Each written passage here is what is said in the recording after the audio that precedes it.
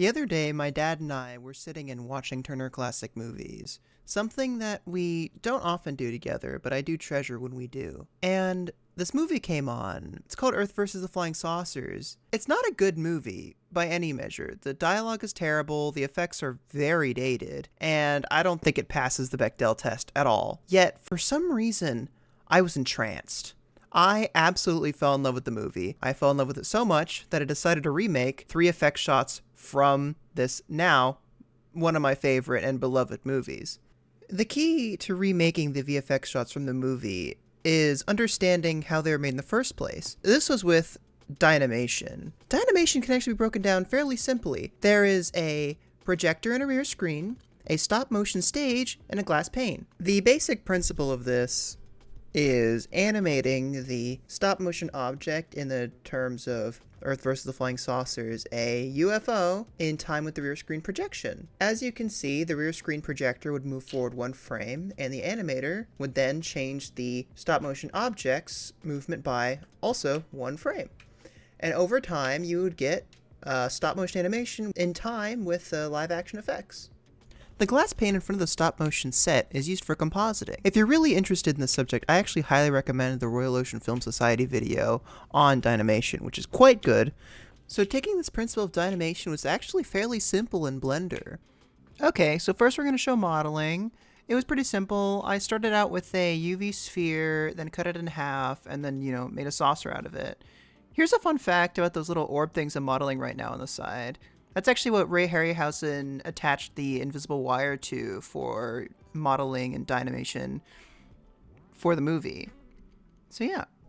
Okay, so for the flyby section, I used the same principles as I just talked about for Dynamation for making the scene. What I actually did was I went outside, big surprise, and I took a video of the sky, I put it onto a plane in Blender, and then I animated the saucer in front of it. Actually, another interesting thing about animating the saucer, as you can see with him right now, I actually added some noise curves to kind of replicate that shaky effect that you can see in the film. I also made sure that all the lighting was correct, and I grayscaled everything, of course, to make everything in black and white to match with the film I watched on TCM. Although, sad fact, it is actually in color, so, all this also goes to waste. Who cares?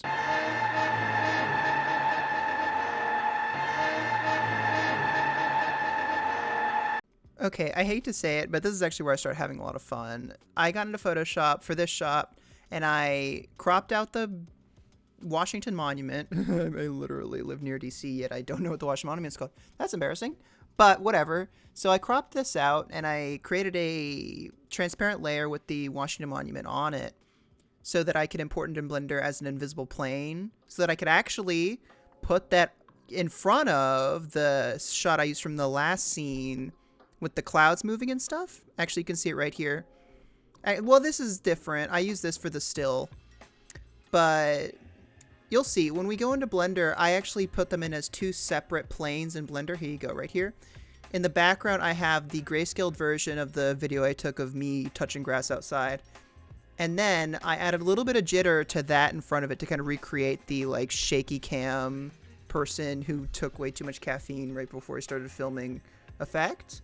And then I just pretty much copied the same noise curves for moving the saucer in front of it. So I guess we'll see how it turns out right now.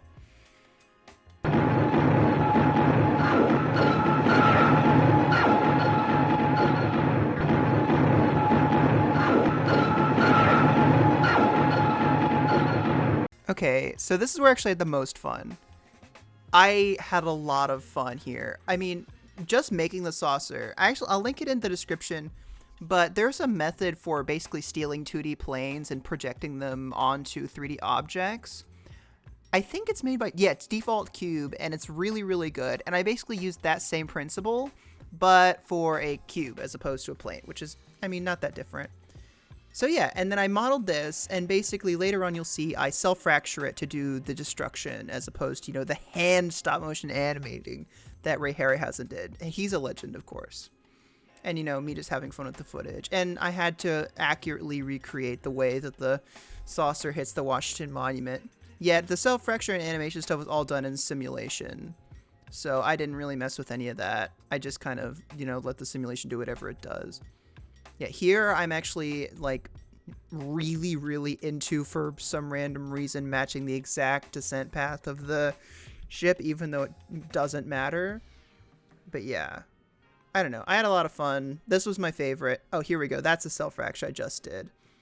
Basically cracking the 3D object into a bunch of smaller pieces. So, you know, it's the most fun part of Blender. It's really easy.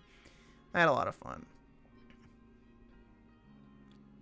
And then here's when I did the sim work. I basically turned all of the cell fracture objects into rigid bodies, and then I turned the ship into a static rigid body, and then it just crashes into the monument. And I just did the sim work. As you can see me just playing it over and over again, trying to get it right. But yeah, no, I had a lot of fun with this. Of course, you can see that orb on the bottom is just an invisible collision plane so that I can match somewhat the footage, what the footage looks like.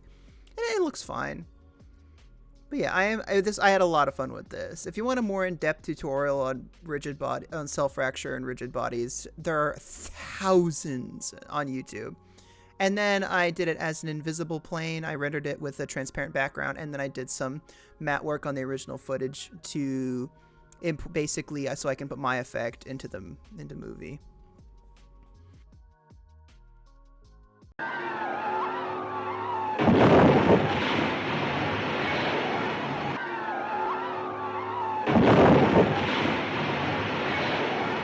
However, after I finished the original effects, I decided maybe what would a modern B movie look like.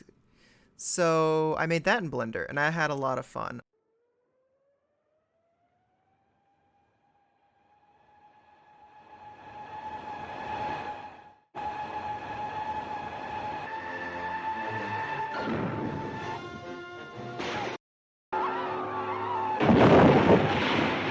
So that's about it. All the classic effects redones and a terrible B-movie remake for the effects for Earth vs. the Flying Saucers. I would love to see a remake. I mean, I think it'd be great.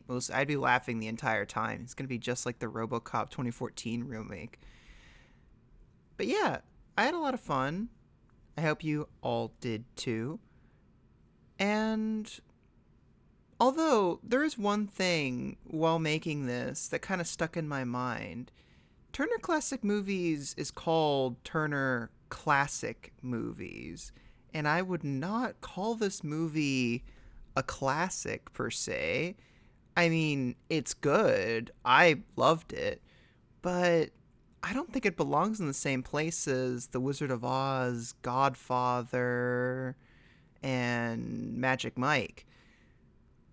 So I did some research, and I found out the main reason why this movie's in this Turner Classic Movies catalog is because of the VFX director of all people, a man by the name of Ray Harryhausen. The Ray Harryhausens.